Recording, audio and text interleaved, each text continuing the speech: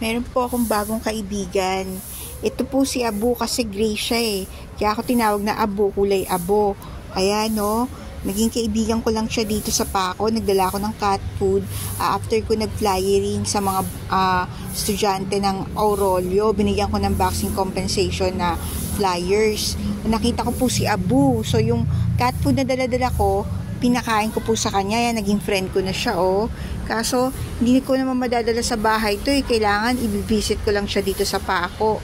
Ayan, ang bait-bait po niya oh. Nakikipaglaro po siya sa akin.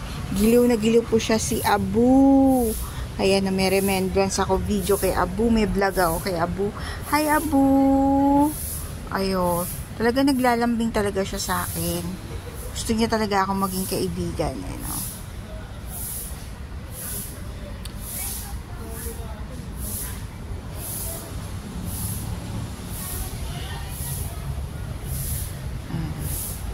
Ayan na si Abu oh. Abu! Abu! Ayan. Hindi lang po mga taong pinipid natin. Yung mga pusa din, yung mga hayop din. Pantas lang naman po yung right natin. May buhay din sila. Ayan. Nung panahon nga po ni Noe, 'di ba? Dinigtas po sila ng Diyos, dinagay po sa arko bawat pares. Kaya mahalaga din po ang buhay nila. Inosente kasi sila, oh. Pag po kasi tumitihaya ang isang pusa, ibig sabihin nun, pakikipagkaibigan po sa kanila yun, expression po nila na okay ka sa kanila. Pwede ka nila maging companion. Ayan, oh, umakyat pa siya sa taas sa likod ko.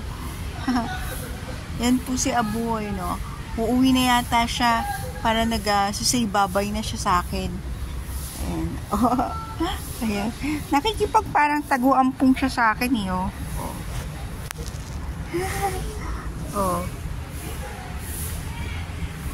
Ito siya. Iniikutan niya ako. Ayan. Puna lang daw siya.